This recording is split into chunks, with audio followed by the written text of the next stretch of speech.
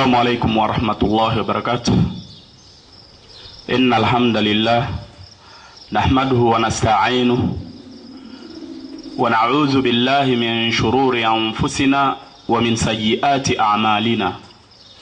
من يهده الله فلا مضل له ومن يضلل فلن تجد له وليا مرشدا. أشهد أن محمدا بلغ الرسالة ونصح الأمة وجاهد في الله حق جهاده حتى أتاه اليقين. رب اشرح لي صدري ويسر لي أمري واحلل عقدة من لساني يفقه قولي. Tupo katika kituo cha Muassasat Rahman Global Services High Court, ukitaka unatuita hivyo kwa mjibu wa malengo tulionayo. Tumejiita Muassasat Rahman au ukitaka unatuita Global Services High Court, maana tumeamua tuhudumie jamii kwa nyanja zote, sio dawa tu. أبدأ بالتعارف. اسمي الخضري يوسف سيفي. الخضري يوسف سيفي. الخضري يوسف سيفي من دولة تنزانيا. mimi ni Yusuf Seve kutokea Tanzania.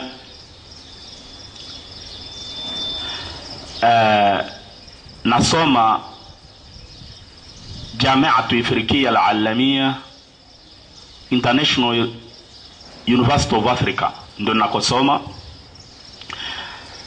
Nimesoma toka kipindi kikubwa, inapindukia miaka 10 sasa hivi. Kabla ya hapa niliwahi kuwa ni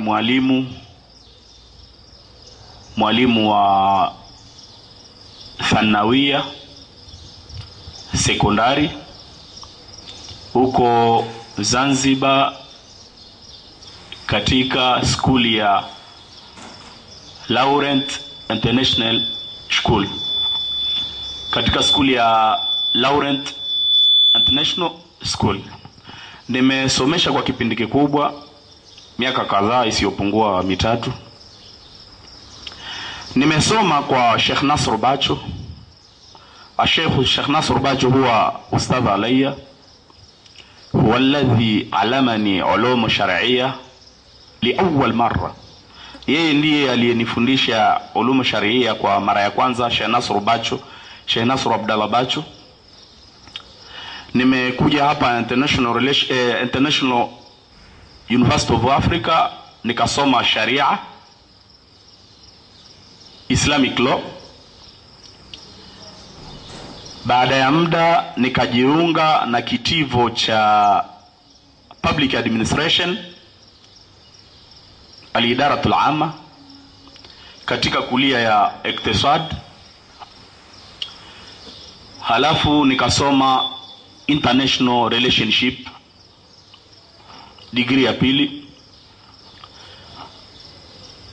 Sasa hivi ndio tupo katika maandalizi ya Bath Research. Sasa nataka kuzungumzia kidogo kumhusu shehe wangu Sheikh Nasr Bacho. Mimi nachukua kwamba huu ni mwendelezo wa durusi za Sheikh Nasr Bacho ambazo alizokuwa akifanya, ingawaje Sheikh Nasr Bacho alirakizi sana katika fiqh. Kwa hiyo akisomesha fiqh sunna, akisomesha ahkamu janaiz, yote hiyo ni katika fiqh yani. Sheikh Nasr Bacho kwa kipindi kikubwa amefanya jihadi ya kusimamisha manhaji salafi visiwani na Tanzania kote, anaeleweka.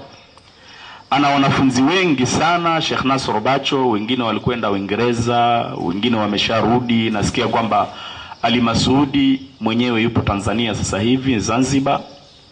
Nimepata habari pia kwamba alikuwa yeye na Ustadh Maulidi na wengine walikuwa wameenda Yemen kwa ajili ya kutafuta elimu, lakini qadara Allah wa mashaa faal. fahala Allahu bainahum wa baina hulmihim, wamerudi Tanzania.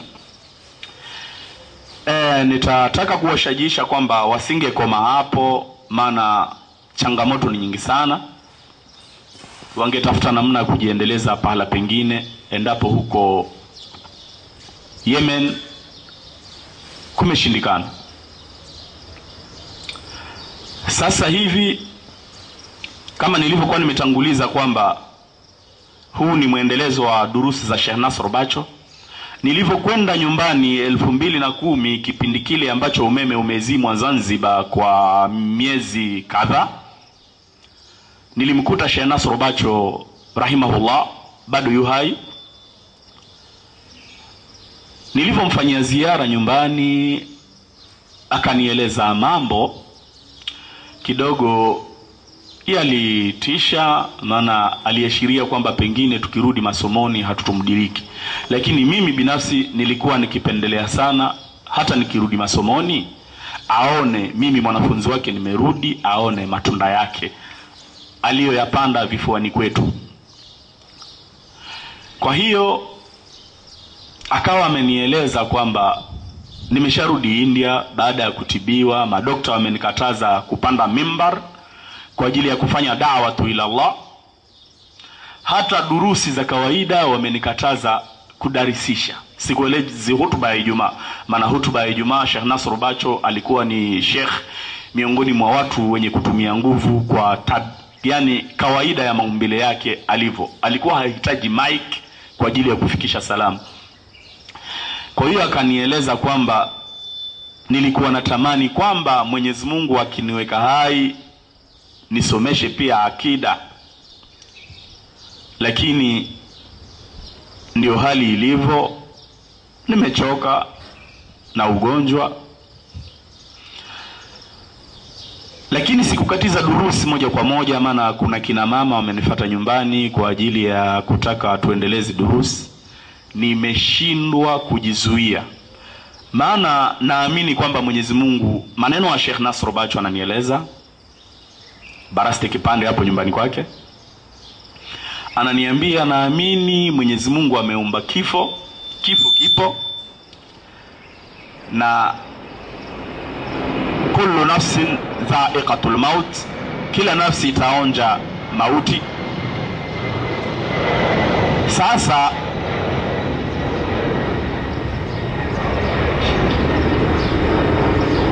nimeshindwa kujizuia kuwasomesha kina mama, na nimevunja miko ya dokta aliyonipatia. Lakini mimi naamini kwamba kufa kupo, wa in ta'addadat al-asbab falmusamma wahid walmusamma ibaran maut. Kwa hiyo hata kama sababu za kufa zitakuwa ni nyingi, yule anakufa kwa sababu yake na yule anakufa kwa sababu yake, lakini mauti ni mauti, yataitwa ni mauti ingawaje sababu ni nyingi. Sasa nimeona kwamba niendeleze durusi, kwa hiyo nadarisisha nyumbani kwa kipindi hiki. Sasa alikuwa ameashiria kwamba yeye binafsi alikuwa na fikra ya insha Allah Taala asomeshe akida, lakini Allah hakukadiria.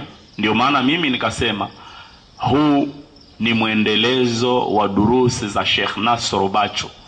Kwa hiyo sisi kwa kipindi ambacho tutachokaa hapa International University of Africa, tutarakiz katika akida. Maana fiqh tunasoma chuoni, lakini akida, tauhid haisomwi. Zinasomwa tarikh na nini na nini. Ingawaje zipo firak tunasoma, lakini ubahatike mwalimu, ukibahatika mwalimu mwingine waweza usifaidike. Kwa hiyo sisi tutarakiz katika akida. Halafu nafika katika point ya tarikh salafia bi Jami'at Afriqiya al-Alamia, ili upate kujua manhaji salafi inaendelea vipi Jami'at Afriqiya al-Alamia. Mimi mapema miaka 2000 nimeingia hapa. Mtu wa mwanzo kwa mujibu wa historia ilivyo, Jamaa Afrikia toka iwe Markazi Islami ikabadilika ikawa Jamaa Afrikia, ingawaje mpaka sasa hivi wa Sudan walio wengi ukimwambia ana mashi la Jamaa Afrikia haweza sielewe, lakini ukimueleza mashi la Markazi Islami haraka sana naelewa ni wapi, maana ni kituo kikubwa sana. Tuna nchi zinapindukia 48 wanafunzi kutoka nchi tofauti tunasoma hapo.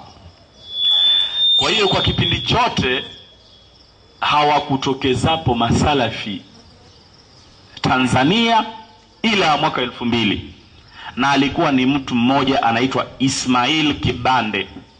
Ismail Kibande huyu ni kijana wa Mwanza, mtanisamehe kutumia mustala wa kijana maana ni sheikh sasa hivi,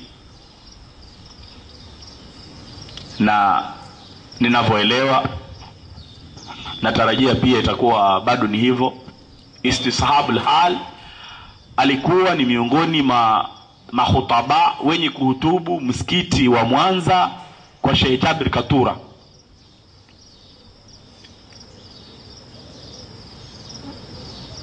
Ingawaje nimesikia kwa sasa hivi, lakini sijawa na uhakika bado.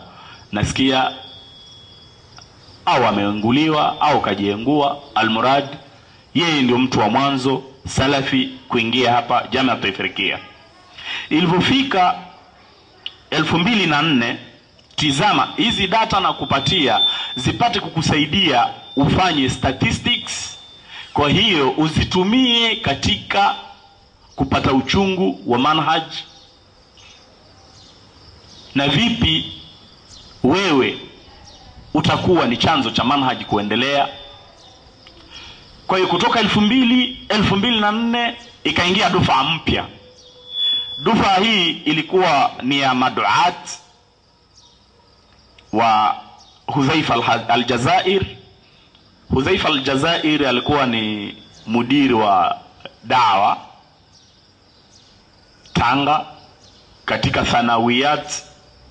thanawiyat dinia islamia ambazo zilikuwa zimetengenezwa Tanga, na kawaida yake alikuwa ana athari kubwa Tanga, sio Tanga bali Tanzania, maana sera alizokuwa nazo ni mtu alikuwa na utawala Allah ndiye ajua. Kwa hiyo aliwatumia hao vijana baada ya kuwasomesha wakawa ni maduat. Mtu kama Khamis Mbonde sasa hivi yupo Kusini Masasi na wengineo wengi.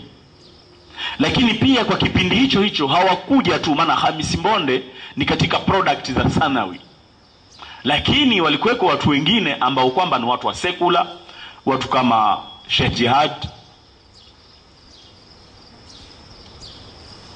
Kautipe, kina Dr. Lituli, Adam Lituli yupo Dar es Salaam. Kautipe ni mwalimu natumai Moshi au Arusha. Kina Sheikh Mtepa sasa hivi ni sheikh mkubwa wa Mtwara mjini. Hiyo dufa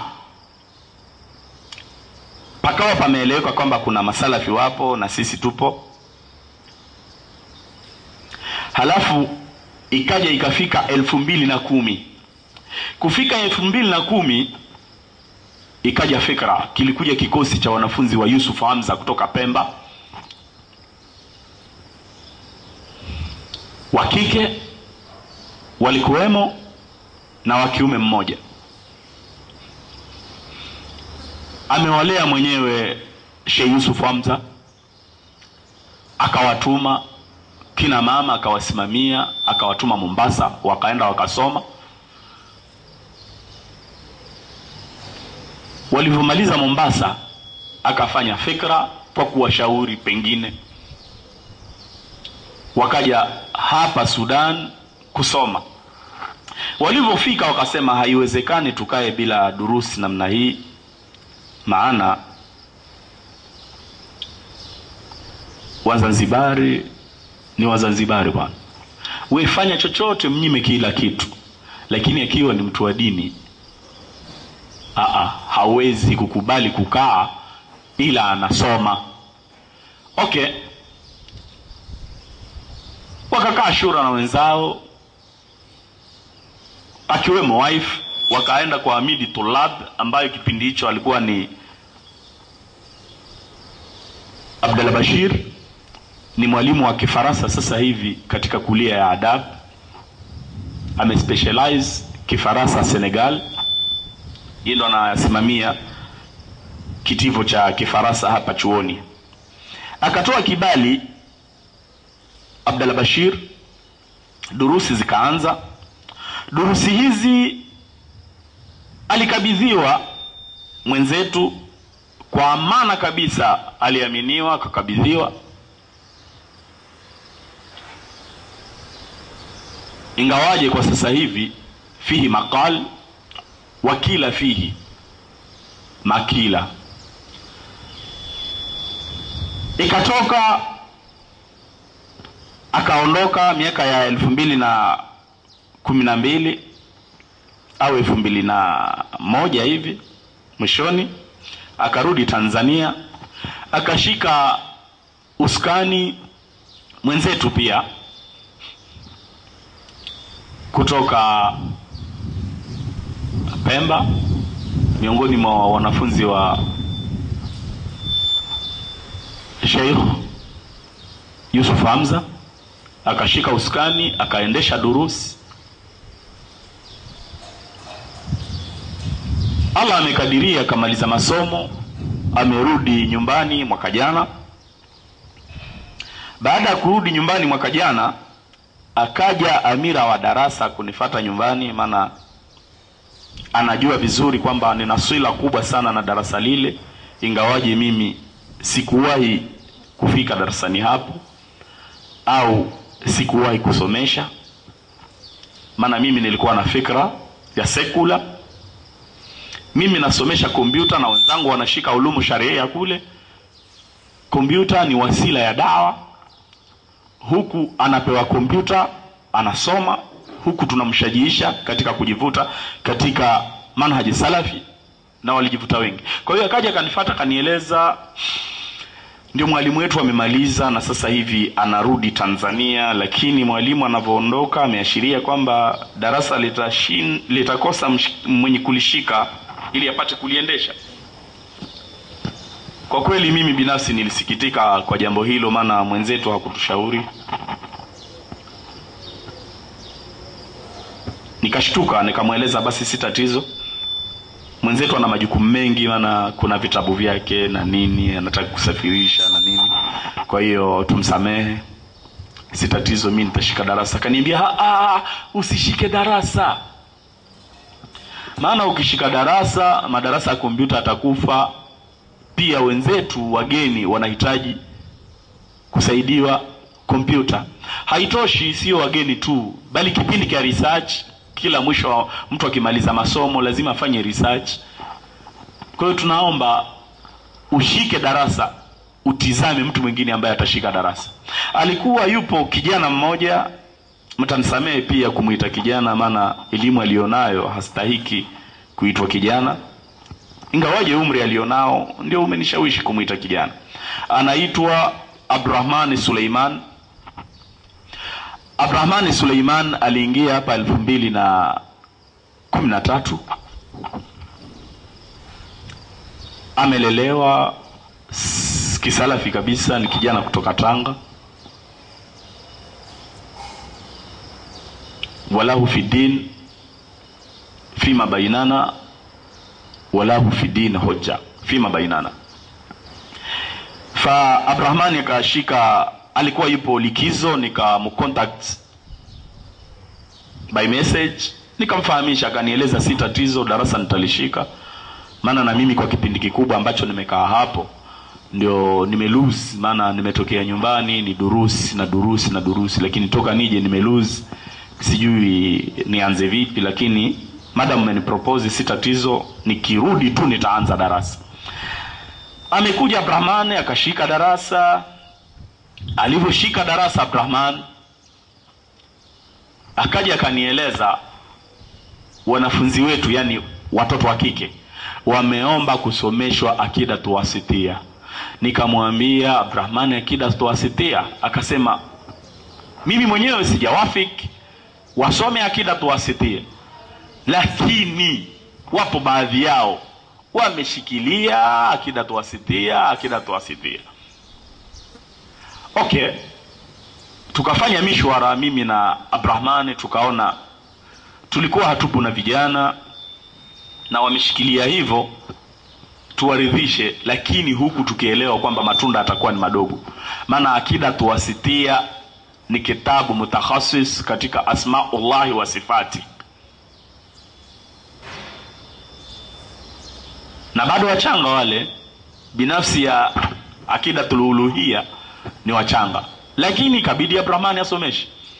Amesomesha Abdurrahman mpaka anaondoka kwenda likizo mwaka huu, alikuwa ameshamaliza kitabu cha akida wasitia. Lakini zilitokeza shubha 2014 mwaka huu. Kwanza mwaka jana 2013 tulipata kikosi cha walimu kutoka Morogoro, wamekuja kufanya PhD hapa International University of Africa. Kikosi cha walimu kutoka Morogoro, ni walimu kabisa, wamekuja kufanya PhD hapa. Walimu hawa wamefanya harakati zao zilieleweka na zinaeleweka mpaka leo na mpaka kesho hazitosahaulika. Maana wamefanya harakati nzito sana katika swala la manhaji yao ya Ikhwan al-Muslimin. Walifanya vikao kutumia itihadat, umoja wa wanafunzi, mara umoja wa wanafunzi wa Tanzania, mara umoja wa wanafunzi wa Kenya, mara klabu wa sharia. Almuradi inasemekana wamekuja kusoma, lakini pia hawakujisahau kuhusu swala lao la manhaj. Tulikuwa tukiwasikia kwamba kuna kaza basi. Pia kwa kipindi hicho ikatokeza jamaa mmoja kutokea visiwa vya Lamu, amekuja hapa, hakusoma na sisi hapa, amekuja kusoma masomo ya juu, masters. Ramadhani ya mwaka jana ikawa wameanzisha durus, akawa ameshika fiqh al-muamalat, mwingine kashika tafsir, na mwingine akashika fiqh al-ibadat. Sasa watoto wa kike pia walitaka wamtumie mke wake na wakamtumia, lakini kwa kipindi ambacho aliwasomesha watoto wa kike hawa mke wake zilitokeza shubha. Shubha zenyewe anajuzisha tawasul bila amwat, lakini watoto hawa wapo tofauti kabisa. Ndiyo, ni sahihi, watu wa sekula wamesoma sekula kabisa, pia sekula toka watokee nyumbani, na sasa hivi wasoma pia sekula. Lakini kuna watoto wengine wametoka majumbani wameshasoma akida. Kwa hiyo ukija na tawasul bila amwat hawakukubali. Kuna watoto wa jamii za Kisomali, maana durusi zenyewe hazikuwa za Watanzania, ilikuwa za Waswahili wote. Kwa hiyo Tanzania, Rwanda, Burundi, Kenya, Uganda, Kongo, sijui Malawi, sijui Msumbiji, yeyote anayefahamu Kiswahili na ana uchungu wa dini yake rahib na biha, wakawa wanakuja kwenye durusi. Sasa wapo vijana wa Kisomali kutokea Kenya na jamii ya Kiborana, na baadhi ya Watanzania hawakukubali kwamba masuala ya tawasul bila amwat. Kama nilivyokuashirieni kwamba ni jamaa ametokea Mombasa, ametokea visiwa vya Malindi. Visiwa vya Malindi vinaeleweka, au visiwa vyote vya Kenya vinaeleweka kuhusu masuala ya akida. sio jambo geni. Wakakataa kabisa, wakamueleza haitowezekana tuchukue akida ya namna hiyo, kwanza itabidi usimame hasa kutusomesha, tulikuita basi tena tumetosheka. Akawa bibi huyo hakukubali, akaendelea kung'ang'ania kwamba ataendelea kuwepo. Wakamueleza tena hii ni point, ni risala na ituma kwa wanafunzi wetu wa kike. Kwanza mjue kwamba sisi, mimi Abdurrahman, hatukukubali kabisa kwamba kitabu cha Akida al-Wasitiyya kinakufaini. Baada ya tatabu wal istiqra lihalikunna wa ahwalukunna, tukaona akikufaini, lakini kung'ang'ania kwenu, halafu pia huwa hamfanyi shura kati yenu.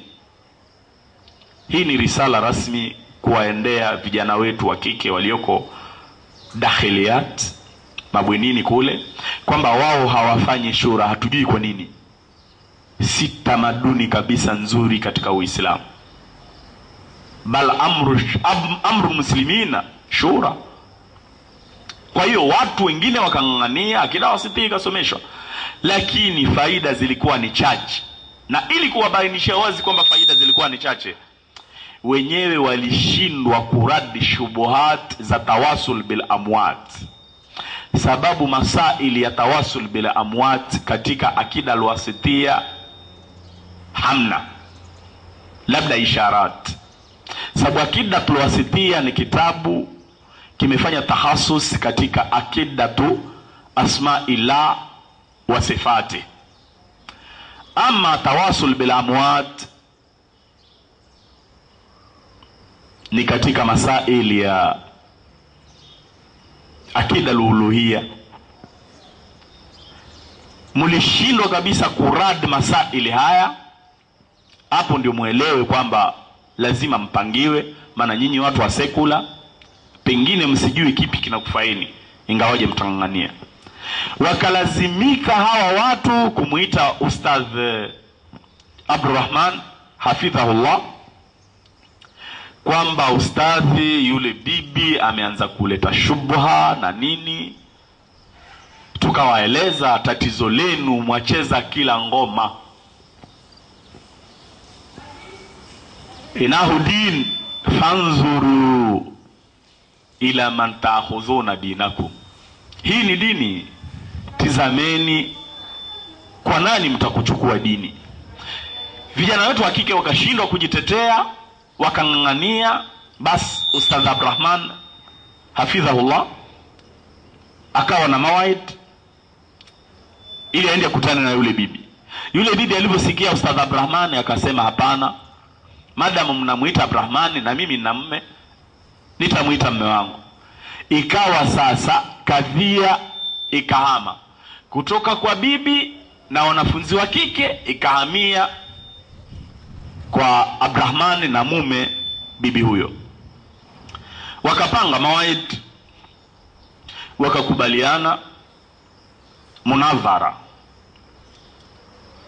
Abdurrahman akajiandaa hafidhahullah, akaja kutueleza. Tukamuuliza vipi, ndio tunakwenda pamoja? Akasema wameomba iwe kwa siri, sisi kwa sisi na nini. Tukasema si tatizo, almuradi ni randu shubuhat, nenda kwenye munadhara. Wakaenda katika Hadikatul Khadra kule supermarket. Walipofika kule Green Garden, wakaanza mjadala. Kwa kweli palikuwa hapatoshi, uwanja ulikuwa ni mdogo. Hoja, mwenye kutetea hoja yake alishindwa siku hiyo. Maana kijana Abdurrahman hafidhahullah toka nyumbani munadhara ameuzoea. Mashia wa Tanga na pwani nzima wanamjua nani Abdurrahman hafidhahullah katika swala la munadhara na kuelekeza watu kwa Allah.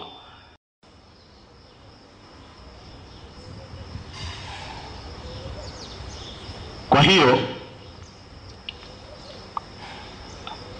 alipoingia uwanjani hakujali mwenzetu anasoma masters, aliingia kwa hoja.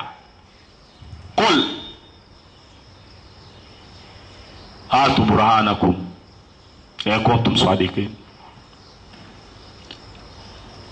Basi baada ya hapo,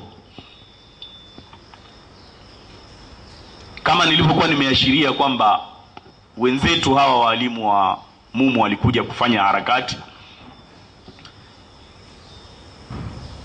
nao wakawa wameandaa wito, waka select watoto wa secular, na timu yenyewe most of them walikuwa ni wanafunzi wa medicine, wengine wapo Arabic language wanajiandaa kuingia chuoni, maana hapa lazima usome Arabic language kabla ya kuanza chuo, maana kuna baadhi ya masomo yatakuwa kwa Arabic language au kulia nyingine ni Arabic language tupu. Kwa hiyo walivyowaalika vijana hawa wa kike, vijana wakaitikia wito, lakini walichokifanya kabla ya kuondoka walituaga, jamani tumealikwa lakini sisi tutaitikia wito. Wito wenyewe yule mwalikaji anawafata mmoja mmoja kwa siri, anamwambia bwana tutaenda pahala kadha kadha kadha, lakini usimwambie mtu.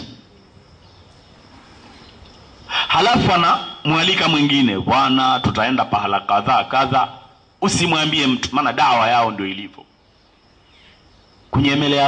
kunyemelea watu. Sasa bahati, kumbe watu hawa ni marafiki. Sijui yule mwalikaji alikuwa amelizingatia hilo. Sasa ilivyofika time of appointment inakaribia, huyu amechukua kwamba ni siri, mwenziwe hajaambiwa. Anaona mtu anajiandaandana, yule kuna nini? Mimi unajua basi ndio natoka, lakini wewe unajua ndio naenda huko. Jamaa wamekuja kunialika, ati kuna maneno tunaenda kuzungumza, maneno ya dini na imani na nini. Na mimi mwenyewe nimealikwa na yule hivi. Wakaja wakagundua kwamba kumbe ni kikosi tumekuwa selected kwa siri. Lakini si tatizo, si tuende zetu. Tusikiliza atasema nini. Kulikuweko watu wenye kusoma PhD kutokea Zanzibar na kutokea Morogoro. Wengine ni waajiriwa hasa wa serikali ya mapinduzi ya Zanzibar, wanafanya PhD hapa. Walikuweko kule wanasubiri vijana. Kulikuweko watu wa PhD, kulikuweko watu wa masters, kulikuweko finalist wa sharia, wa ulum, pure science. Kulikuweko watu kadhaa wanapindukia 12 tukijumlisha na wanawake, mbali na wale walioalikwa.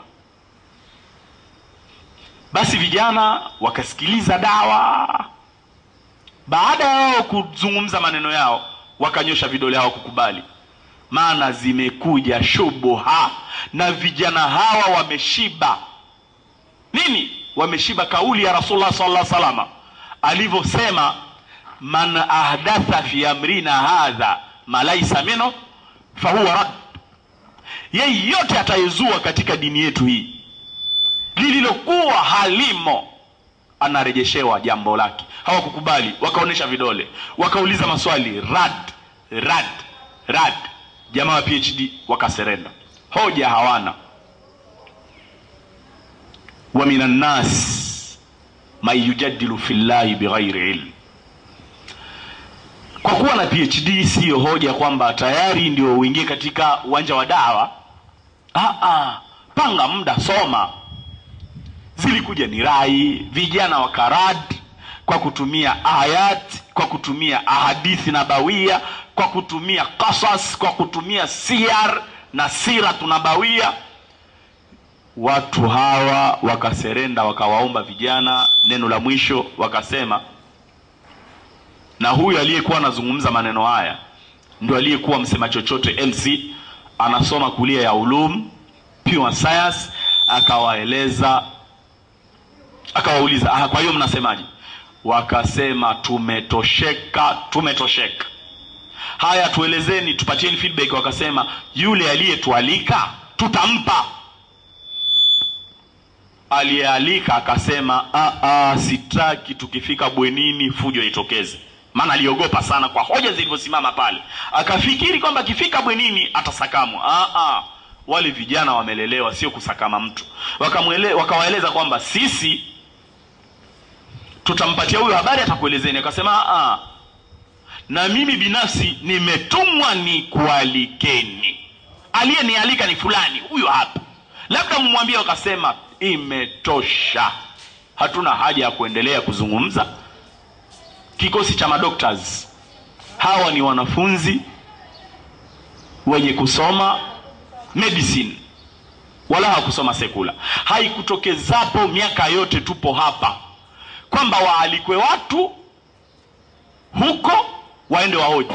Maana kila mwaka mambo haya yanafanyika, na yeyote aliwahi kupita hapa chuoni anaelewa, akisikia hizi habari anaelewa kitu gani ninachokizungumza.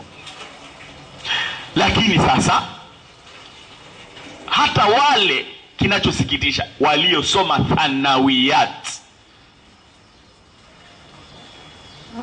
na wanajiita masalafi, hakuna siku waliwahi kurad. Liliyoko ni sami'na wa ata'na. Lakini jamaa wakakiona siku hiyo kilichomtoa kanga manyoya.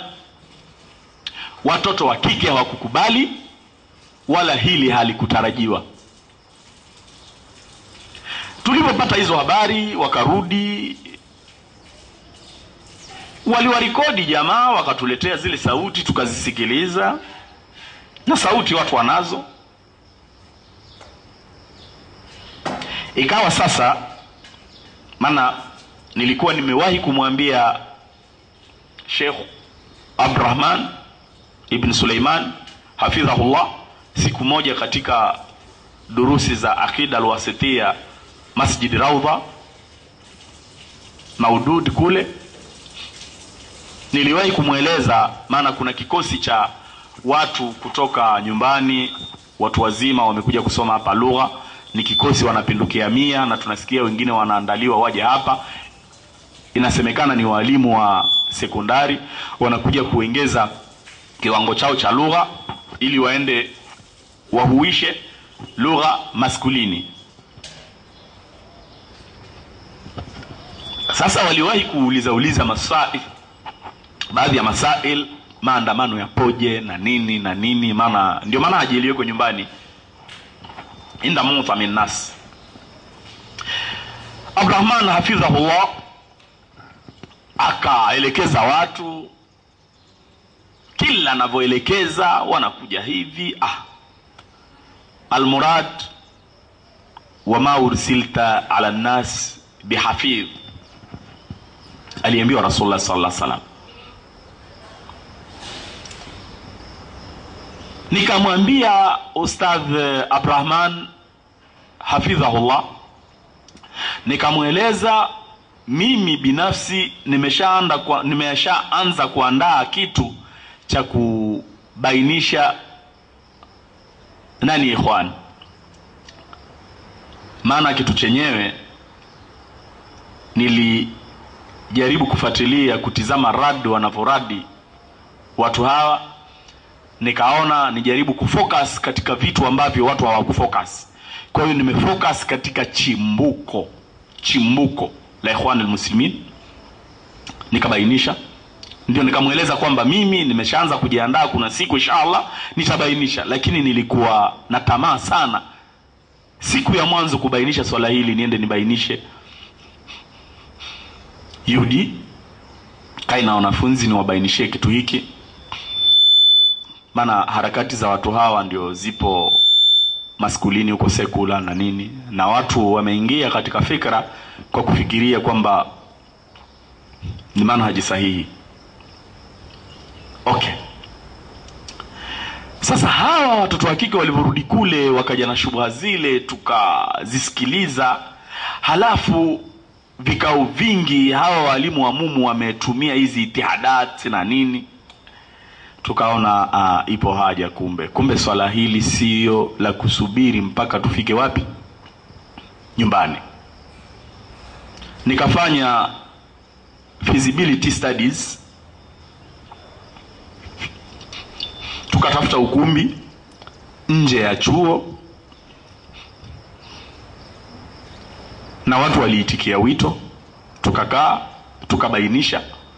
Tulikuwa katika semina, unwani inaitwa Al-Muslimu baina al-madh wa dhammi, Muislamu baina ya sifa na lawama. Tulikaa kuanzia saa 3:30 za asubuhi mpaka alasiri. Lakini tulipotaka kumaliza, ilipofika alasiri ndio tumemaliza, jamaa walimu wa Morogoro wakaonesha vidole. Maana walikuwemo mle kwenye semina. Ndani ya semina tulikuwemo na jamaa wanafanya PhD, tulikuwemo na jamaa wanafanya masters, waliobaki degree, level tofauti za daraja tofauti za miaka degree. Mimi ndio nilikuwa mhadhiri siku hiyo. Wakaomba kwamba hapana, itabidi turudi hapa baada ya alasiri, maana kuna maswala na nini. Wameuliza maswali mengi, wamejibiwa. Lakini wakasema itabidi turudi baada ya alasiri. Tukasema si tatizo, ukumbi tumepewa mpaka magharibi, si tatizo, turudi baada ya alasiri. Tukenda msikitini, ilikuwa siku ya Ijumaa. Toka saa 3:30 tukasita kidogo hivi, tukaenda Ijumaa. Baada ya Ijumaa tukala hapo kwenye semina, maana ilikuwa closed seminar, ukiingia hutoki. Sio kwamba tuliwabana watu wenyewe kwa mjibu wa mada ilivyo walijibana, wakaona hamna kutoka hapa, madam kula kupo hapa, potelea mbali. Tukafanya semina. Baada ya kula tukaendelea na semina mpaka alasiri. Tulipotaka kufunga ndio wale wakaomba kwamba semina iendelee. Yani naomba kuzungumzia haya mambo ili upate kujua nini tarehe ya Salafia hapa Jamiat Afrikia. Bwana, baada ya muda jamaa wakaribu semina. Tulishangaa sana watu kutoka nje ya mada, lakini haikutosha. Semina ilikwenda hata kuwafukua Chatu. Walitoka pangoni Chatu kwa semina.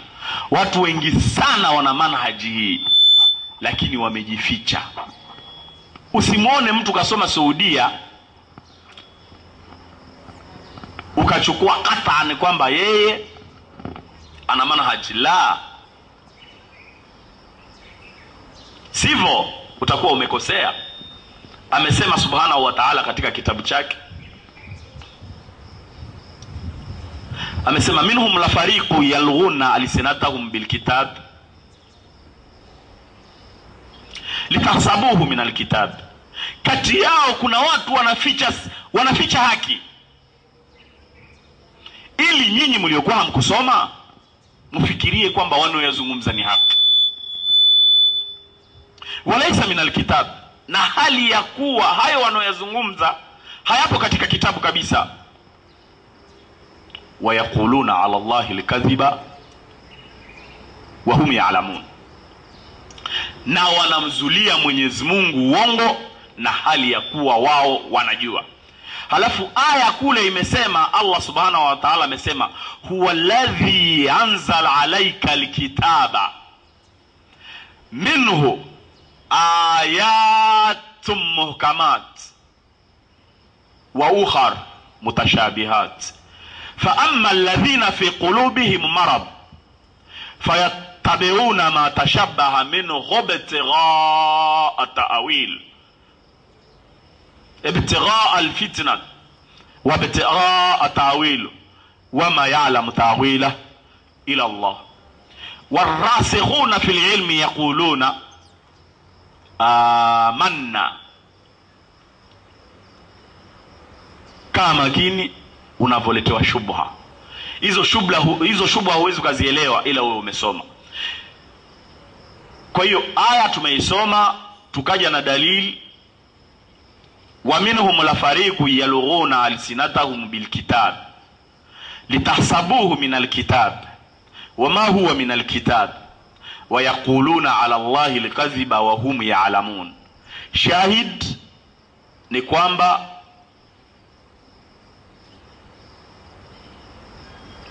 yalughuna alsinatahum bilkitab litahsabuhu min alkitab. Hiyo ndio shahidi ya kukueleza kwamba wanakuja na shubha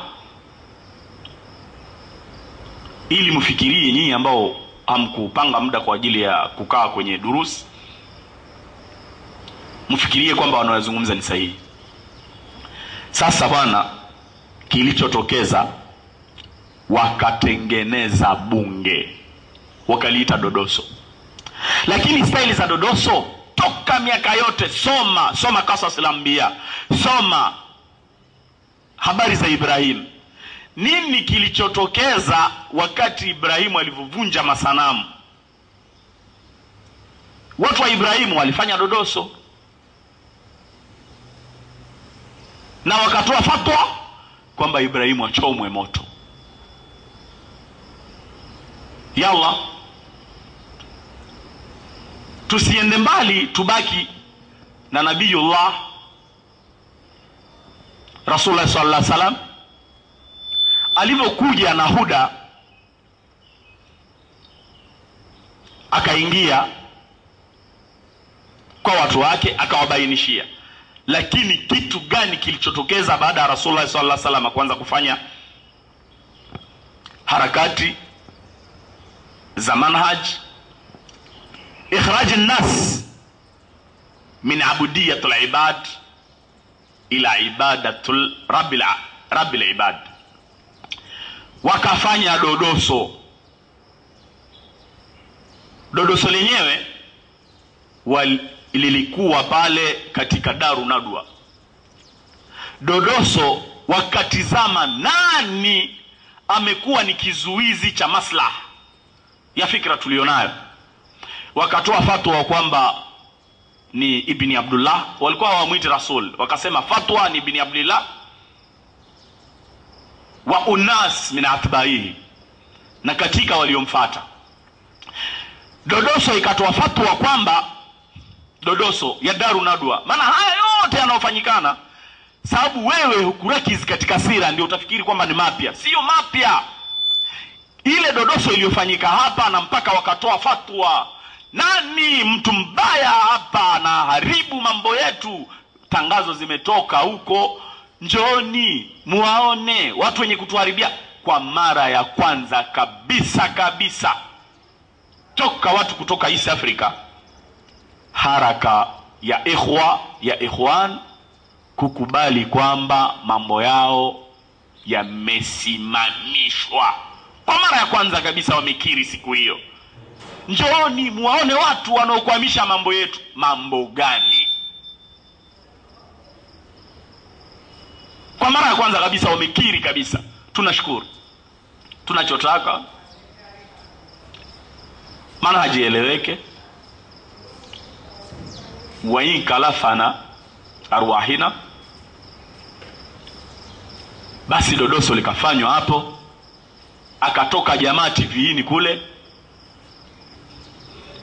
akaenda kwa kina mama, maana wameahidiwa kwamba kuna watu watafukuzwa. Walifanya harakati nyingi, wakaenda nje kufanya nini sijui, kushanya watu gani.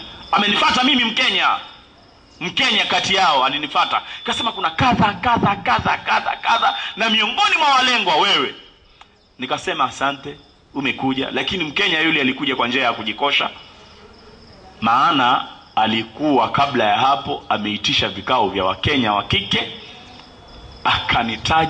akanitaja, lakini kuna mtoto wa kike wa Kikenya alivyotoka pale alimtumia message kali, na message alinionyesha, na message ninazo hapa,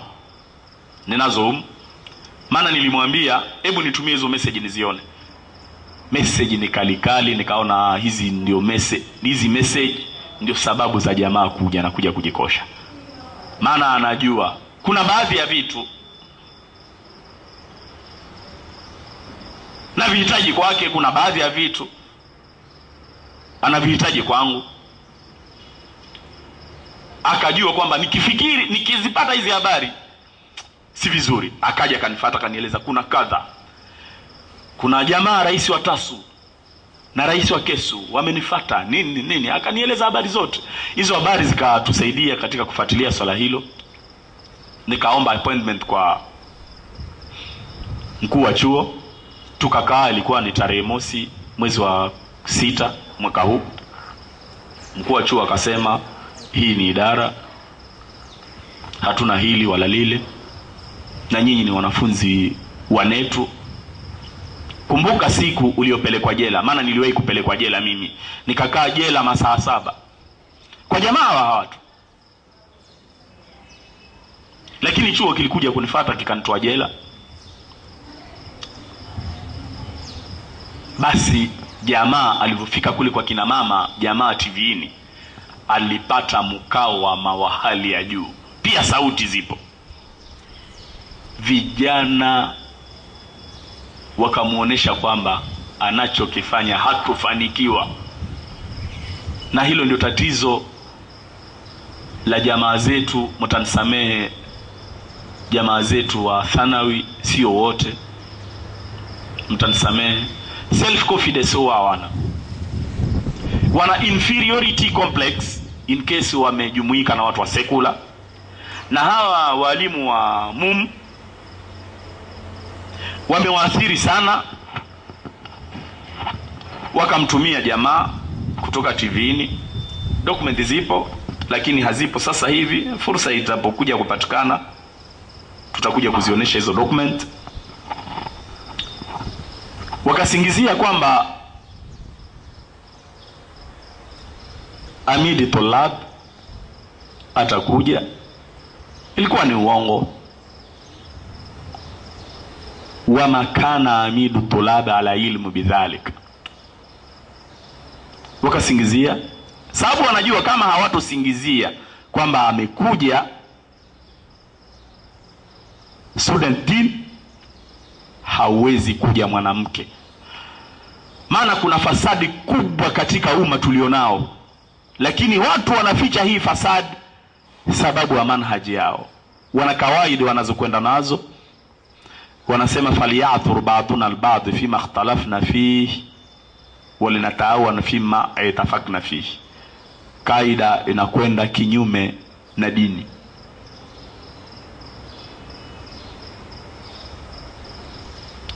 Wana kaida nyingine, khatibu nasa biqadri uqulihim, inakwenda kinyume na dini. Sisi tunasema man ahdatha fi amrina hadha ma laysa minhu fahuwa rad. Basi ikatokeza durusi za akida, jamaa wa TASU wakaingilia kati. Kwanza siye nini, wakaenda huko atizifungwe.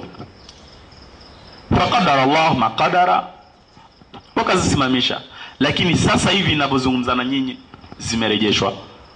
Tuna zaidi ya siku 10, wiki 2 tena hizi sasa hivi zimerejeshwa. Wengine wakidai kwamba wameshika ufunguo. Sasa sijui leo ufunguo wameuangusha au vipi, na wanajihesabu kwamba ni katika watu wa manhaj salaf. Tunashangaa kilichotokeza sasa. Maana Abdurrahman hafidhahullah alikuwa ameenda likizo. Darasa ziliporejeshwa, watu wasimamizi wa durusi kutoa vibali vya durusi wakasema ameondoka bila kutuaga, kwa hiyo hatutukubali mtu mwingine yeyote ila kina mama wao wajisomeshe wao kwa wao. Tukasema si tatizo, maana hao wameandalika. Mimi nina miaka 3 sasa hivi, experience ya miaka 3, nakaa na kina mama na wapa kompyuta na public administration concepts,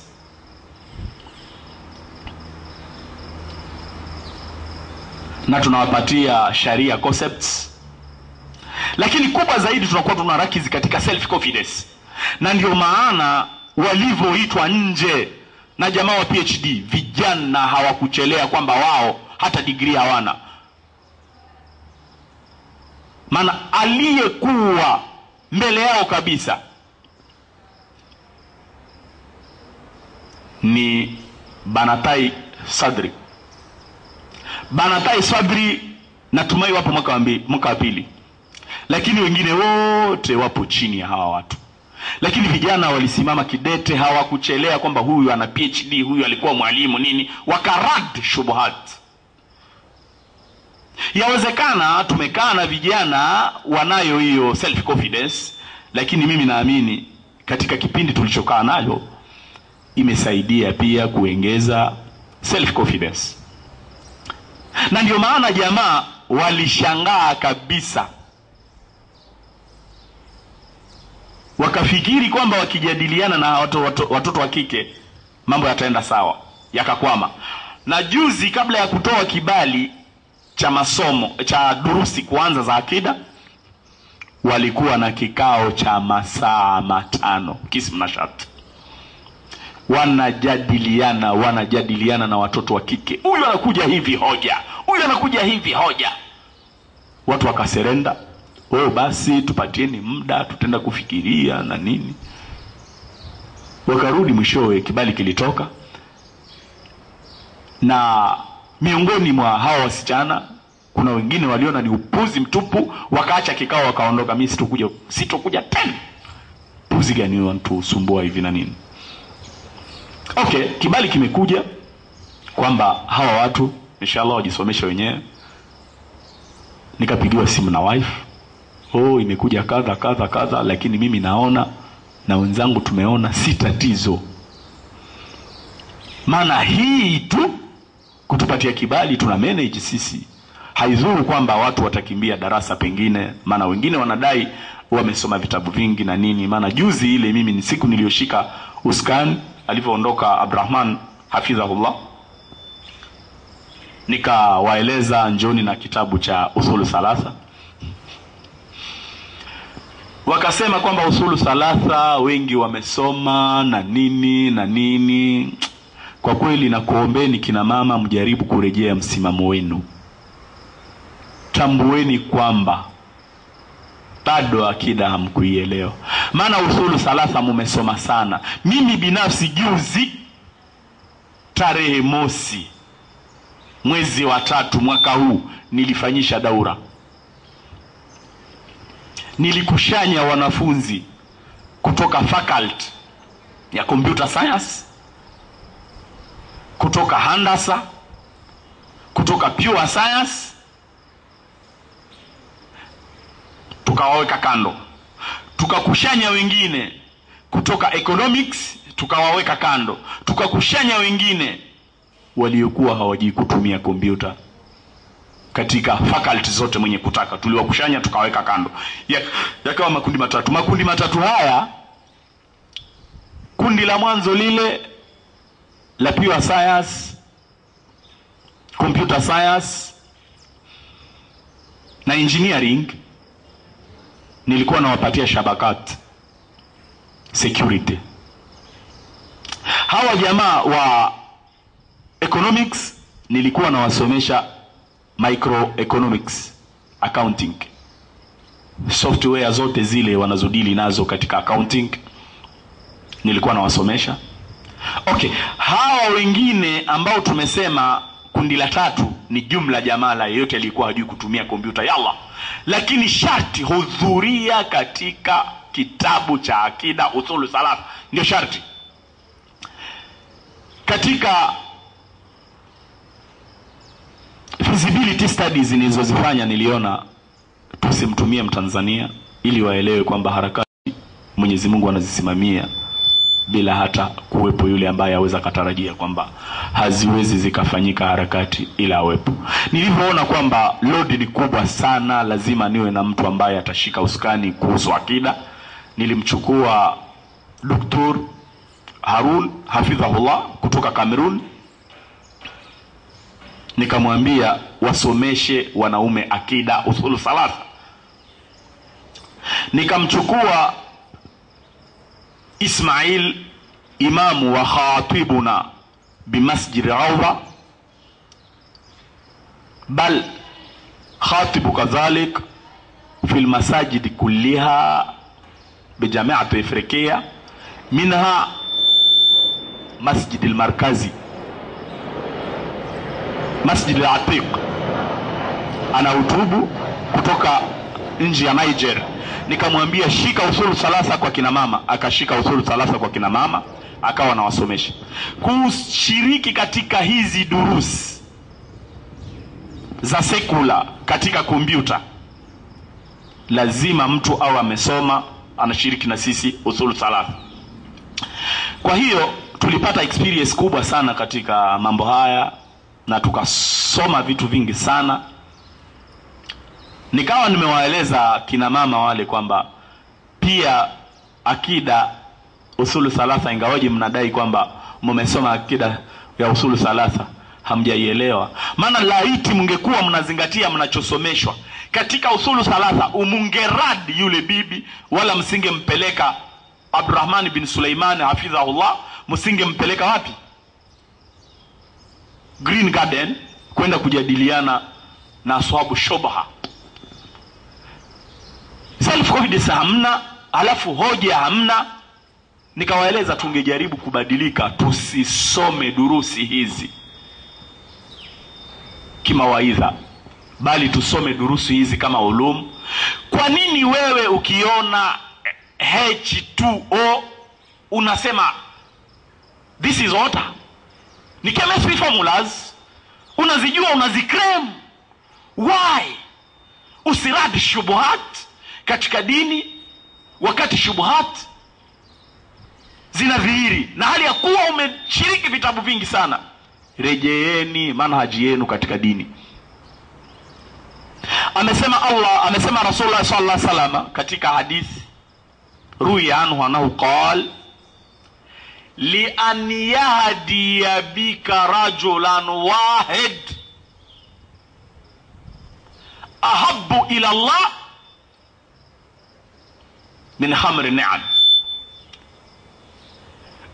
Mwenyezi Mungu akija akimuongoa mtu mmoja kukupitia wewe, ni bora kwa Allah. Rasul sallallahu alaihi wasallam anawaambia maswahaba zake, hamri ni'am ni kipando cha enzi hizo, BMW haifikii.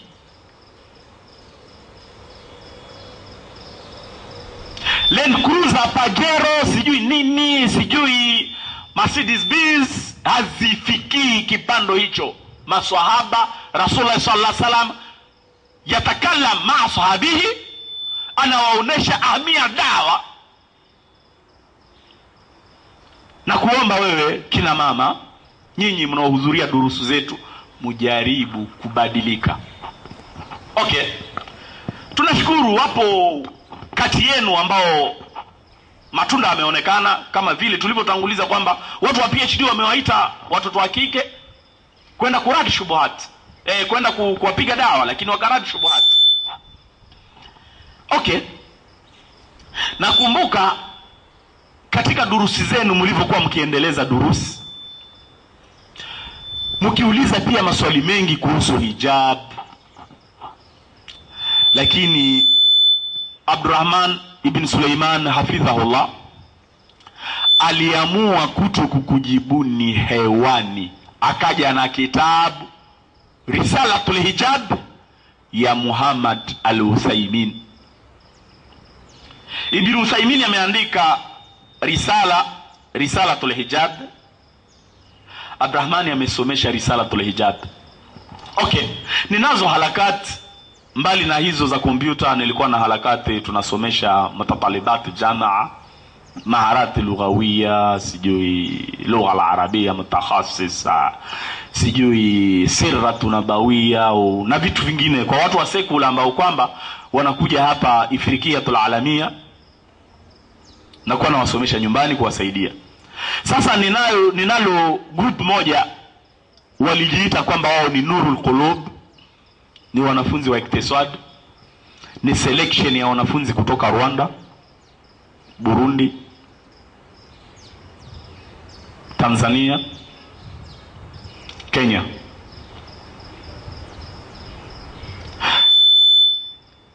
Kawaida yetu kila tunavopata fursa tunalipenyeza, maana dawa ni muda wote fursa ikipatikana. Kwa hiyo tuliwahi kujadili kadhia ya hijab. Yupo mtoto mmoja anasoma iktisadi sasa hivi, inshallah naingia mwaka wa 4, Mwenyezi Mungu amjalia pasi apate kwenda kujenga jamii. Aliwahi kunieleza swala la niqab, akanieleza nikamweleza si tatizo. Wapo maulama wanasema niqabu laysat biwajib, na wapo wengine wanasema wajib, lakini katika usuli lazima tutizame arajih wal marjuh. Sasa Abdurrahman hafidhahullah akaja na kitabu cha Hijab al-Mar'a, Risalatul Hijab, akaanza kubainisha kitabu. Tallahi huwezi ukaamini, hafidhahullah miondoko anayokuwa anaondoka nayo darasani, ndio maana watu wanamuona kwamba ni dangerous katika mjitamaa, sababu masalihi ya da'wa za watu habari ni nzito. Alikuwemo mtoto mmoja katika Nurul Qulub anahudhuria hizo durusi, ni mtoto wa Kikenya katika jamii ya Kiborana. Tallahi zilivyokuwa zikibainishwa adilla na wajhi dalalat. Siku moja Masjidi Raudha akatoka msikitini kachafuka. Sio kwamba kachafuka kamaki, la, anajuta kwa nini kaja bila nikab. Maana adilla zilivyoteremshwa pale Allah ndiye ajua, zikamkinaisha na akakinai. Sasa anaanza kuhofia, nitatoka vipi nje namna hii? Maana alikuwa ni munfarida. Katika Nurul Qulub tulikuwemo na watu karibu 2 au 3 ghair mutanaqibat, wal baqiyat walikuwa ni mutanaqibat. Nurul Qulub tulikuwa tuna select watu, wala tulikuwa tufukuzi watu. Ndugu zetu hawa katika manhaji hii ya Ikhwanul Muslimin walikuwa wanahudhuria Nurul Qulub. Wengi nilikuwa nao katika daura ile ya Global Services High Court, yani Muassasatur Rahman. Na hapa tupo katika Kismul Ghuraba. Okay, hafidhahullah alivobainisha hijab, mtoto wa kike alisema hapana. Kwa hiyo nasubutu kusema kwamba kati yenu kuna watu ambao hawakuja kimawaidha tu,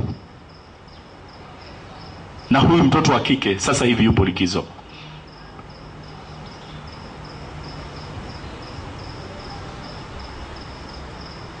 Yupo tayari natumai kutetea swala hili. Okay, tunaendelea katika tarikhu salafia bi Jamaat Afrikiya al-Alamia. tunafika katika pointi ya Makhluq Al-Khudri Yusuf Seve. Kwa kweli Allah tuongoe sote.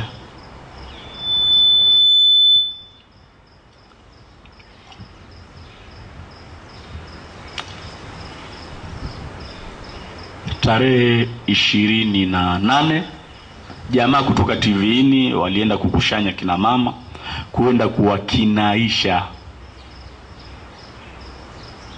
Fatwa imetoka kule Darun Nadwa Dodoso. Hizi Dodoso sijui nini yalikuweko enzi za Rasulullah sallallahu alaihi wasallam. Usijui kufikiria mambo mapya haya. Darun Nadwa nafsi manhaj, wameshahidiwa kwamba watu wanafukuzwa na nini na nini. Wakaona itakuwaje sasa, tuende tuwafate kina mama, lakini jamaa waligonga ukuta. Halafu tarehe 29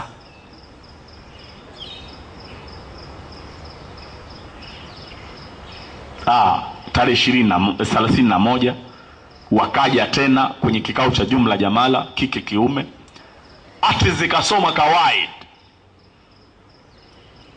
Kaida gani iliyosomwa?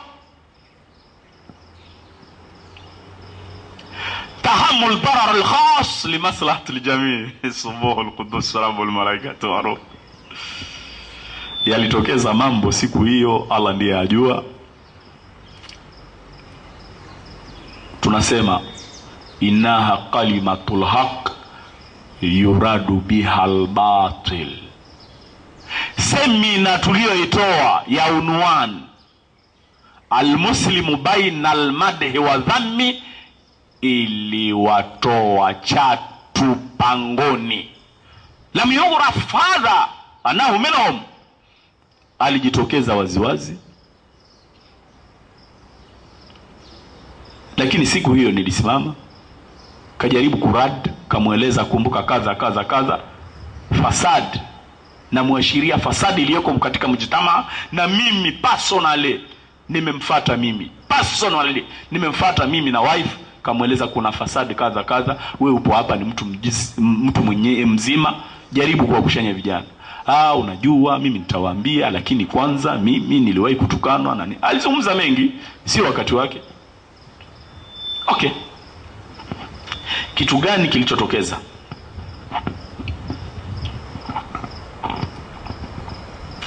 Yametokeza kutokeza, lakini bado tupo chuoni Firqiyatul Alamia.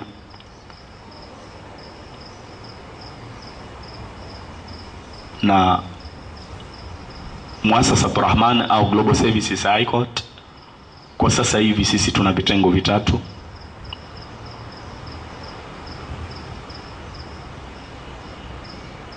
Vinavifanya kazi. Tuna kitengo cha nusra wa zawaj, ambaye karuzukiwa pengine akampata mtu kupitia kitengo hicho. Halafu tuna kitengo cha technology training. Tunawatraini vijana. Halafu tuna kitengo cha ghuraba. Kitengo cha ghuraba kina matunda yake. Maana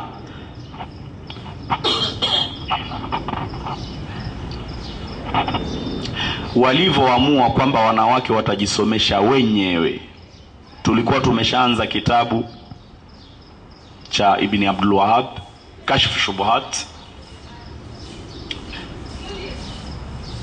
Wakanieleza si tatizo, tutajisomesha, lakini sisi tutachokuwa tunafanya, tuje tusome kwako. Tutaendelea na durusi, halafu tunaenda kuwasomesha wenzetu mpaka siku atarudi Abdurrahman hafidhahullah.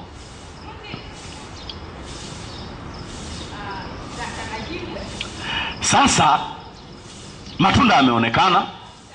Wakasema wala usihuzunike. Nikawaeleza pengine ujumbe mwaweza msiufikishe kwa ilivyo kusudiwa. Akasema hapana. Insha Allah Taala tutajitahidi bikadri imkani. Nikasema si tatizo. Tukaendelea na durusi. Kuanzia tarehe 18 mwezi huu tumeanza durusi. Tunasoma akida kupitia kashfu shubuhat manhajil usuli. Matunda yameonekana. Na wakanieleza usijali, maana haya mambo yalitokea enzi za Rasul. Nikauliza kivipi? Wakanieleza kumbuka, tunao vijana nikumbuke nini? Sahaba wa Rasulullah sallallahu alaihi wasallam ambaye ni Muadh. Wananiambia vijana wa kike, Muadh alikuwa na swali na Rasulullah sallallahu alaihi wasallam. Baada ya kuswali halafu anarudi kijijini kwake kwenda kuswalisha swala ya jamaa. Na sisi hivyo. Si tatizo. Insha Allah Taala Mwenyezi Mungu atajalia kwamba ujumbe ufike bikadri imkani. Tutachukua kwako halafu tunapeleka. Nikaona kweli mnalolizungumza ni sahihi kabisa. Maswahaba wengi walikuwa wanachukua kwa Rasulullah sallallahu alaihi wasallam halafu wanatoka moja kwa moja vijijini kwao kuelekea huko, akiwemo fakih sahabi Muadh bin Jabal. Akiswali na Rasulullah sallallahu alaihi wasallam swala ya Aisha, watu wa kijijini kwake wanamsubiri mpaka rudi Madinatul Munawwara, halafu ndio ikimiwe swala ya Aisha. Imagine. Hiyo ndio naji tulionayo hapa sasa hivi. Wanachukua wanapeleka. Lakini sasa jana usiku kabla ya swala ya Aisha alinipigia mmoja wao, akasema binti Umar amenifuata kwamba tusome kashfu shubuhat, lakini mimi nilikuwa nimependelea sana kwamba tutasoma kule jumla jamala, lakini siku nyingi amenifuata, lakini nimeona sasa hivi kwamba nisomeshe, lakini kumsomesha na select wengine. Nikamweleza man arada Allahu bihi khairan yufakihuhu fi din, yeyote ambaye kwamba Mwenyezi Mungu anamtakia kheri anampa ujuzi katika dini. Fambi fima anti maadhifi, endelea na unalotaka kulifanya. Kwa hiyo jana ilikuwa ni baada ya Aisha, aliponipigia simu hiyo akasema ataanza kusomesha baada ya Asha, chakula cha usiku, na durusi zitaanza saa 3:30 za usiku. Hakunieleza watakuwa wanamaliza muda gani. Nimeshukuru kwamba matunda yataonekana, na walilolitarajia kwamba labda kama mimi sikusomesha ndio hawatubadilika wale watoto. Mimi ndiye ninayebadilisha, wala sikubadilisha yeyote. Watoto wametoka makwao, fikra wanayo ya manhaji. Labda tupeane tu mauli matatu ambao pengine walikuwa hawayajui, na mimi pia napata kutoka kwao yale niliyokuwa siyajui. Wama utitum min alilma illa qalil.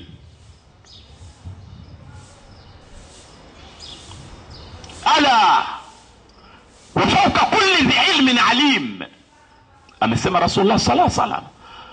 Na Allah subhanahu wa ta'ala katika kitabu chake amesema wama utitum min alilm illa qalil. Kwa hiyo napata mengi sana, napata kwao. Shuhudia hilo. Yawezekana wasielewe na wasijue kwamba napata mengi kwao. Nasoma mengi sana kuwapitia wao, nao pengine wanapata mauli matatu. Kwa hiyo wewe ukikaa sijui Al-Khidri asisomeshe sijui nini, usije ukafikiria ndio kitu kimefariki. Ati mimi ndio nazuiwa wanamthibitisha wife yeye ndio mwalimu wa wenzake. Wife akasema hapana, si tatizo mimi kuwa mwalimu, lakini tutashirikiana na wenzangu, tutasoma, atakuwa anasomesha huyu na anasomesha yule mpaka kieleweke. Kasema si tatizo, tunamsubiri Abdurrahman hafidhahullah ashike uskani, Mwenyezi Mungu amthibitishe mpaka siku ataondoka duniani. Sasa hivi naweza nikamsikiliza huyu aliyepiga simu jana kwa ajili ya kusema kwamba anaanza durusi. Tutizame, je, alifanikisha kuanza au imetokeza aik mina awaik dawa?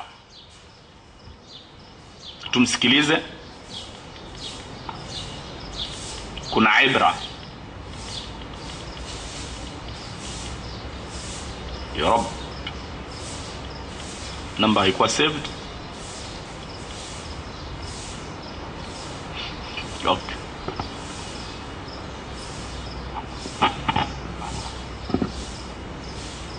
Enjoy calls to MTN numbers from 1 p.m. to 10 minutes after the second minute, and chat with WhatsApp for free from 6 a.m. to 6 p.m. To subscribe, dial *555#.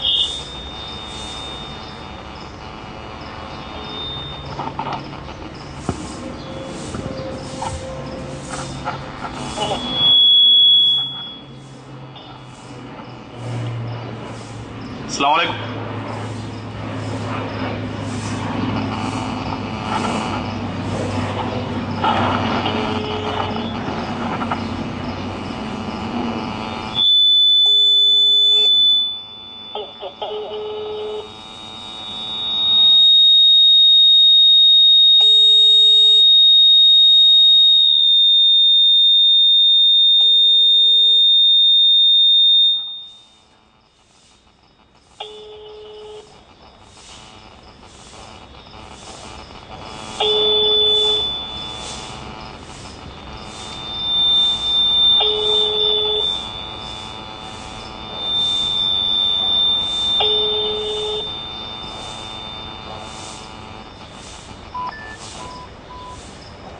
Hajapokea simu.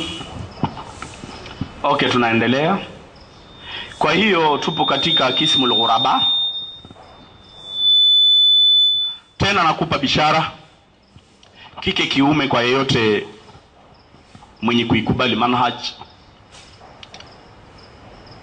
Kuna siku moja Rasulullah sallallahu alaihi wasallam yurwa anhu anahu baka dhata yaumin, alilia kilio kikubwa Rasulullah sallallahu alaihi wasallam. Maswahaba waliposikia kilio wakakushanyika, kuna nini? Rasulullah sallallahu alaihi wasallam yabki, wakaja wakamsogelea, ya Rasulullah wama yabkika, wama yubkika. Rasulullah sallallahu alaihi wasallam akawaeleza, ishtaktu au ishtaka alayya ahbabi. Masahaba wakashtuka, wakamwambia, alasna bi ahbabik, kwani sisi? Alipowaeleza, nataka nikutane na vipenzi wangu, maana siku ni nyingi sana, nisubiri kiyama na nini ndio niende nikutane nao. Wakashtuka, kumbe Rasulullah sallallahu alaihi wasallam ana vipenzi kuliko sisi, sio sisi. Akawaeleza, la. Wakamuuliza, alasna bi ashabika, je, kwani sisi sio vipenzi vyako? Akawaeleza, la, hapana, lastum bi ahbabi bal antum ashabi. Hapana, nyinyi sio vipenzi vyangu, bali nyinyi ni maswahaba zangu. Maswahaba wakaingia simanzi. Akawaeleza, ahbabi, vipenzi vyangu, yu'minuna bi, wataniamini, wala muyarauni, wala hawakuniona. Hao ndio vipenzi vyangu. Nyinyi ni maroadmate wangu, nyinyi ni wazungumzaji meto wangu, nyinyi kadha, nyinyi kadha, bali indi ahbabi yuminuna bi wala muyarauni. Kwa hiyo nakupa bishara kabisa wewe mtoto wa kike huko uliko, kwamba Rasulullah sallallahu alaihi wasallam akitaka sana akutane na wewe mapema iwezekanayo kabla hata kiyama. Ndio maana akawa analia kilio kikubwa kwa kwikwi. Rasulullah sallallahu alaihi wasallam analia, ashtaki bi ahbabi, nalia sana nikutane na vipenzi. Na kwa nini tusikuite kipenzi cha Rasulullah sallallahu alaihi wasallam? Yu'minun nabii wala muyarauni. Laiti msingekuwa na imani, msingeradi shubuhati za hawa watu. Laiti wasingekuwa na imani, asingenipigia mtoto huyu jana simu kwamba yeye atasomesha kwa kipindi cha dhiki usiku saa 3 za usiku na nusu. Maana watu wana mishwari nyingi. Sasa hivi tupo katika registration, watu wapo mbioni mchana registration, ikifika jioni wamechoka, pengine watakuwa wamepumzika. Basi mimi nitakata usingizi wangu kwa ajili ya kusomesha. Nikamwambia fanya, lakini maskini hakupokea. Kwa hiyo tunakupatia bishara kwamba Rasulullah sallallahu alaihi wasallam amenadi kinwa kipana kwamba wewe ni kipenzi chake. Kwa hiyo inshallah tunaendelea mpaka akipokea, tutamuuliza amefikia wapi. Kwa hiyo ghuraba, tuna training course ya ghuraba. Kuna vitu vimesababisha tutengeneze training course hii ya ghuraba. Maana tuna vitu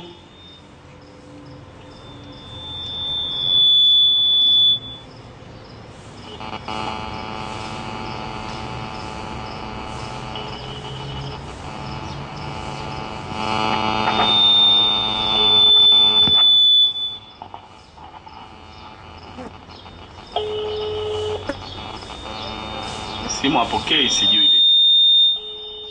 Yawezekana durusi zimemzidi wakapindukea saa 6, muda huu wamelala sasa.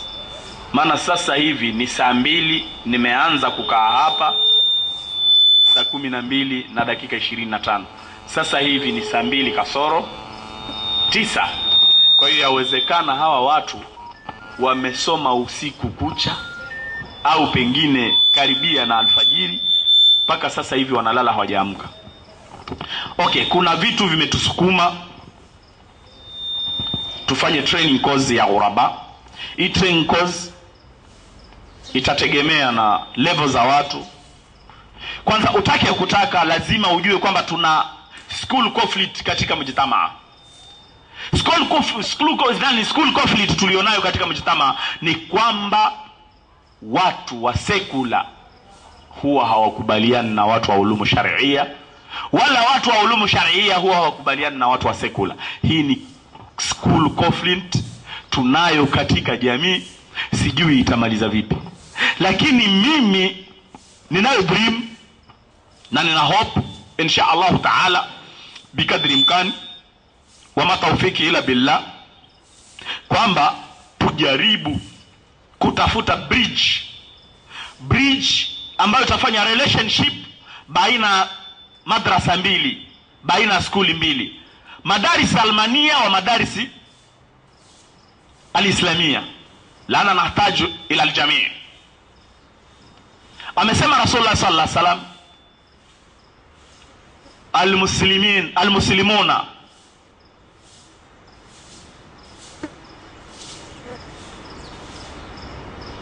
kajasadin wahid yadhumu ba'duhum al-ba'd.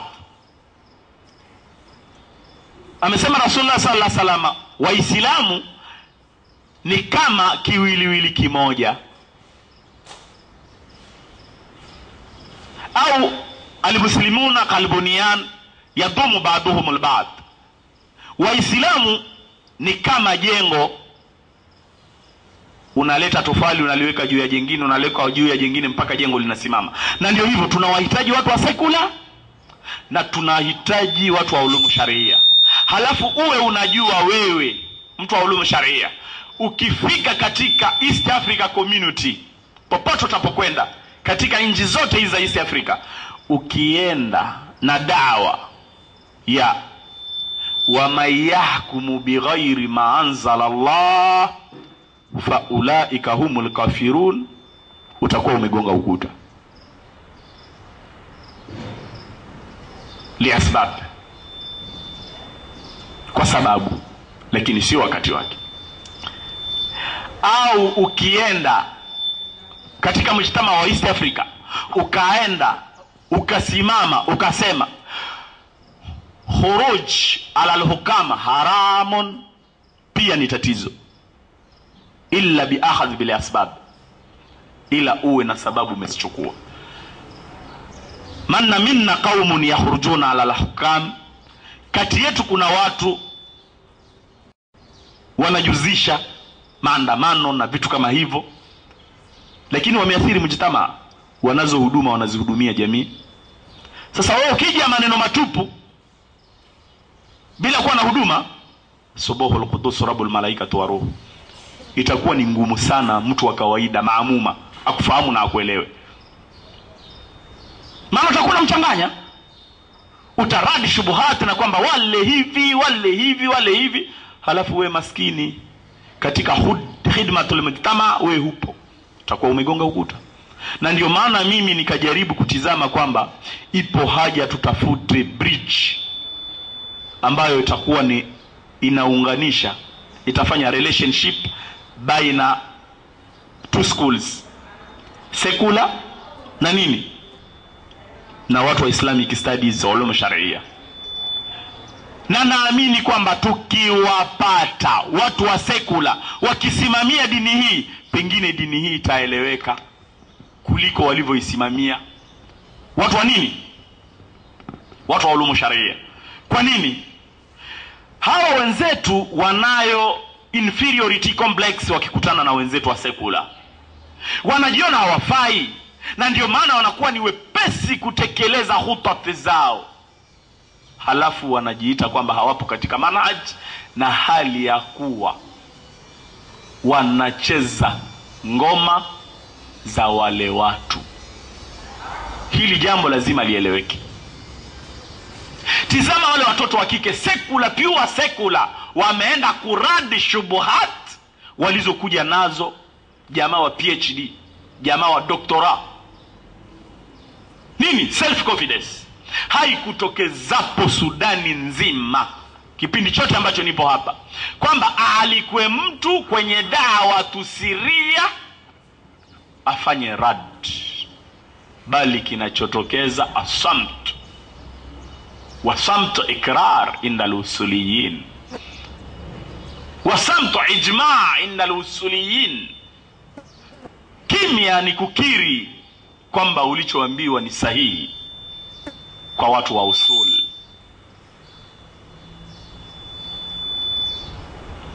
Kimya ni kukubaliana nao.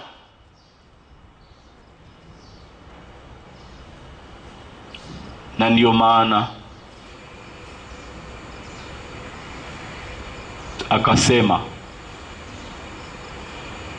Rasulullah sallallahu alaihi wasallam, mara aminkum munkaran falyughayyirhu biyadihi, fa illam yastati fa bilisani, fa illam yastati fa biqalbi, wa dhalika adhafu al-iman.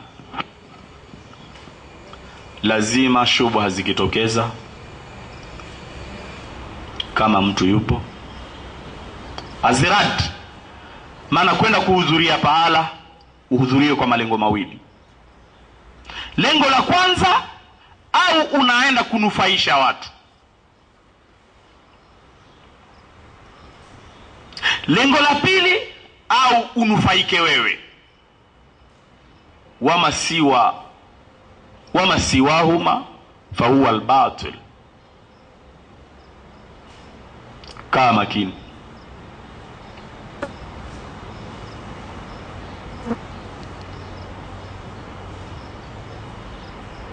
Amesema Allah subhanahu wa ta'ala katika Qur'ani, amesema idha ra'aytumul ladhina yakhuduna fi ayati fa'ridhu anhum hatta yahudu fi hadithi ghairi wa imma yunsiyannaka shaytan fala taq'ud ma'ahum ba'da adh-dhikra innakum idhan mithluhum inna allaha jami'il munafiqina wal kafirina fi jahannama jami'a. idha ra'aytum alladhina yakhudhuna fi ayati, mtapoona watu wanazichezea aya kutoa tafsiri wanavyotaka wao.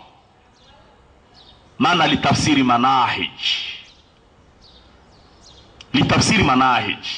tafsiri ina njia zake za kutafsiri.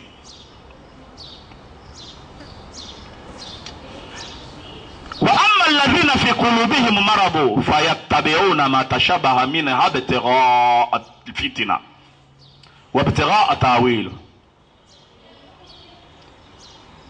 Amesema idha ra'aytumul ladhina yakhuduna fi ayati, mkiwaona watu wanavozifasiri aya ndivyo sivyo, fala taqudu mahum hatta yahudhu fi hadithi ghairi, msije kukaa nao hata wabadilishe mazungumzo. Kwa hiyo wakianza tu na shubha, radi shubha, pengine waweza ukawa ni sababu ya hidayah, wakabadilisha mazungumzo wakaelekea kwa Allah. Vinginevyo hawakuelekea kwa Allah, fala taqudu mahum hatta yahudhu fi hadithi ghairi, basi msikae nao mpaka wabadilishe mazungumzo. Na ndio hivyo, ukiitwa pahala ukijiona kwamba wewe huna uwezo wa kuenda kubatilisha batil wa ihqaq al-haqq hatta yura al-haqq haqqan, usije kwenda. Kaa makini. Kwa nini? Idhan antum mithluhum, amesema Mwenyezi Mungu.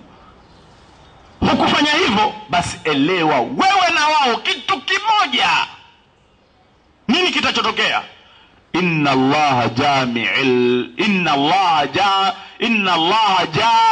inna allaha jami'il munafiqina wal kafirina fi jahannama jami'a.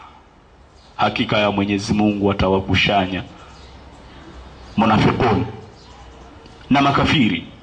Wapi? Ndani ya jahannam wote. Ogopa. Tena nakuambia ogopa. Wala usijali maneno wa nadwa walizonazo huko. Kwa hiyo sisi tuna vitu vilivyotusukuma tufanye hivi, ni school conflict. Na katika swala la school conflict, kabla ya kupanga hii manhaj kwa ijtihadi kutoka kwangu, na mimi ndio nitaisomesha,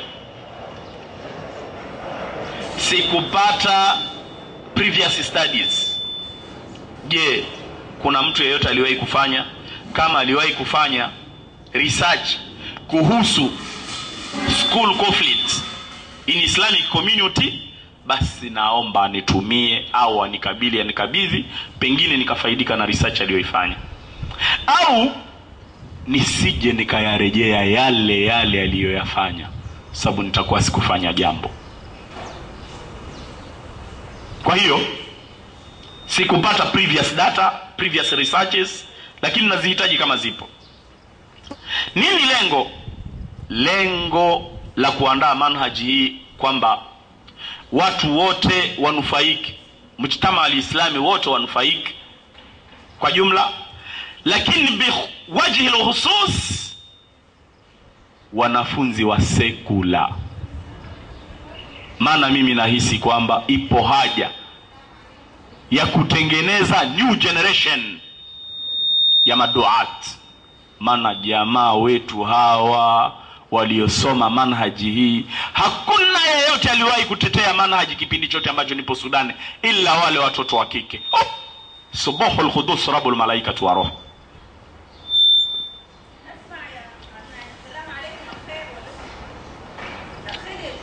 Kwa hiyo sasa hivi inshallah tunasimama hapa, tunakoma. Subhanaka Allahumma bihamdika nashhadu an la ilaha illa anta wa nastaghfiruka wa natubu ilaik. Subhana rabbil izzati amma yasifun wa salamu ala al-mursalin walhamdulillahi rabbil alamin. Tunafika katika kipindi cha causes overview, lakini inshallah kitakuja baadaye ili upate causes overview, pengine ukapanga muda kwa ajili ya wewe kushiriki hizi durusi. Tutazisajili, waweza ukazishiriki directly au waweza ukazishiriki indirectly. Wasalamu ala al-mursalin walhamdulillahi rabbil alamin.